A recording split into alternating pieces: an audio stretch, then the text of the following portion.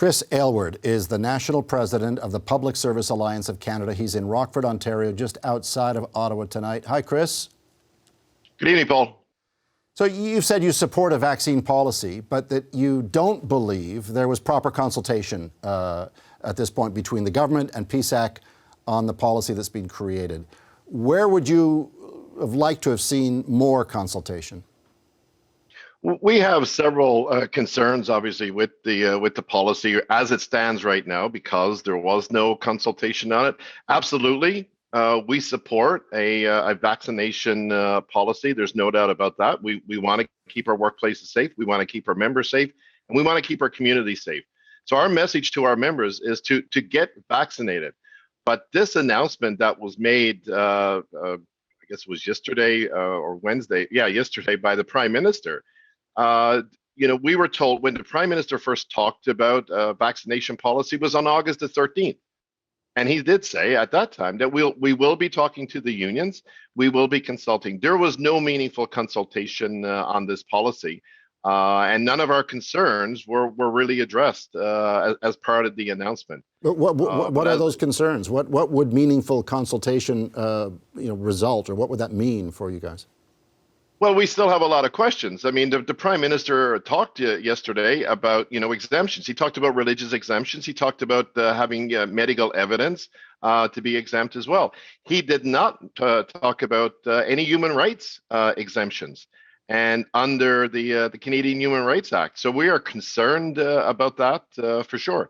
So we're hoping in the coming days that we're going to have an opportunity to speak with the government, obviously through Treasury Board, to get those concerns addressed, because we have a lot of questions. We represent 160,000 of those folks who are going to be affected by this.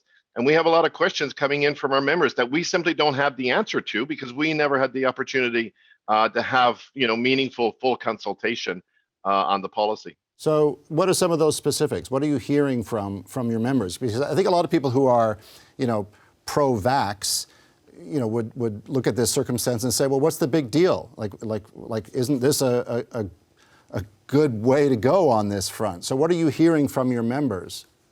And we agree with that, Paul. I just want to make that clear, that we agree that vaccinations, that's what's going to get us out of this pandemic. And of course, everybody wants to get out of this pandemic. And the science is irrefutable. The facts are very clear that vaccinations work. So number one, we want to make sure that that message gets out to our members, that if you haven't been vaccinated, to get vaccinated. Some of the other issues that we really want to see addressed in this as well is that who does this really apply to? Because again, the Prime Minister said in the announcement yesterday that this is all about keeping workplaces safe, which we agree with 100%.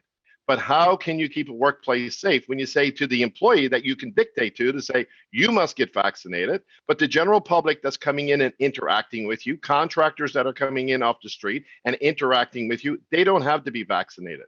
So how is that keeping the workplace safe when in fact, it doesn't apply to everyone across the board? We're also concerned with how is this truly going to be implemented and rolled out? How are managers going to be expected to roll this out? We can see all kinds of inconsistency with the rollout of this, which is only going to cause mass confusion in the workplaces as well. So we are certainly looking forward to an opportunity of sitting down with Treasury Board and to be truly consulted on this, so that we can get some of those answers that we're looking for, and to have our concerns addressed as well. Do you anticipate legal challenges on this front? Look, if we have members coming to us to say that their rights have been violated, we will certainly be there to represent them.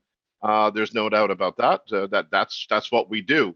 But again, the message to our members is to, if you haven't been vaccinated, is to please reconsider the vaccination route.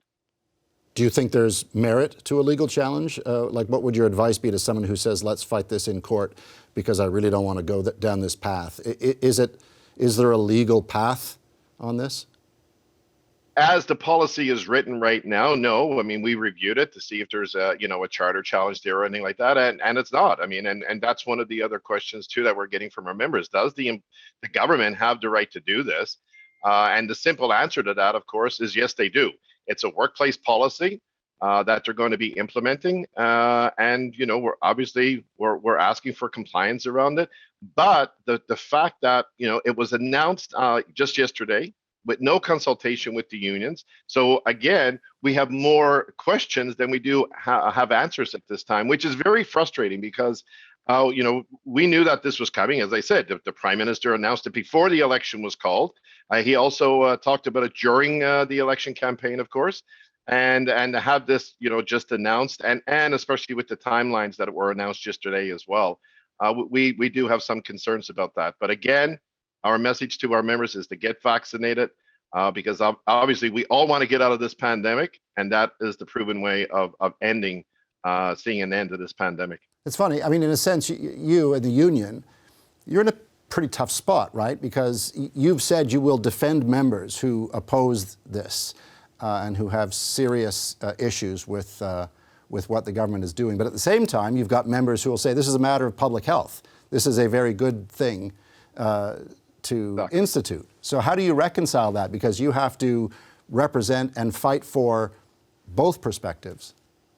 Right. So our message to our members is that if you believe that, if there's any punitive action taken, and you believe that your rights, either your human rights or your collective agreement rights, your health and safety in the workplace rights are being violated, we will absolutely represent you on that, because our number one concern here, our number one priority is the health and safety of our members, all of our members across the country. So that's why we're looking at this and saying, if you haven't been vaccinated, if you don't want to get vaccinated, reconsider that. And if you haven't been vaccinated, to seriously consider getting vaccinated at this time.